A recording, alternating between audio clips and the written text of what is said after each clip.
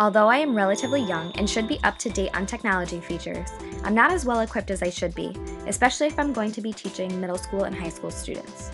Technology, it's everywhere, and it's not going anywhere anytime soon. My students will know how to use it, so why not start implementing it into my lesson plans early? That way, I don't seem like the 23-year-old teacher who acts like a total dinosaur. So what technologies have I used?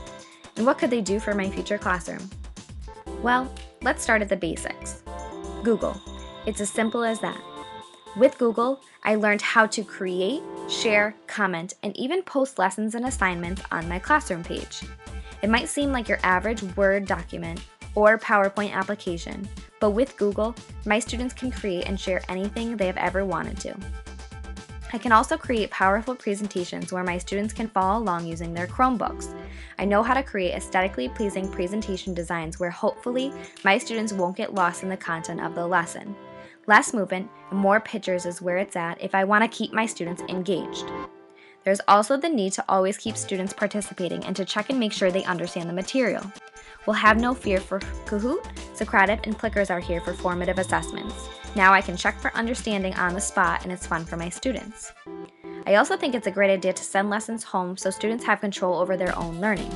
By using a flipped classroom style, I can use my classroom time to answer any questions students might have about the material instead of rehearsing the material for every block. That gets boring and it leaves me with less times to help students that truly do need the extra classroom help. But in the direction education is moving today, it is also important to look at what students are learning in the classroom. The International Society for Technology and Education has allowed teachers to view the future.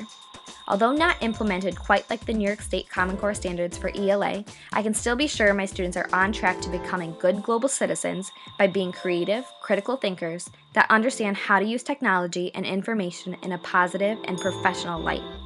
So what did I learn this year? Well, I learned that technology does, in fact, have a place in my classroom.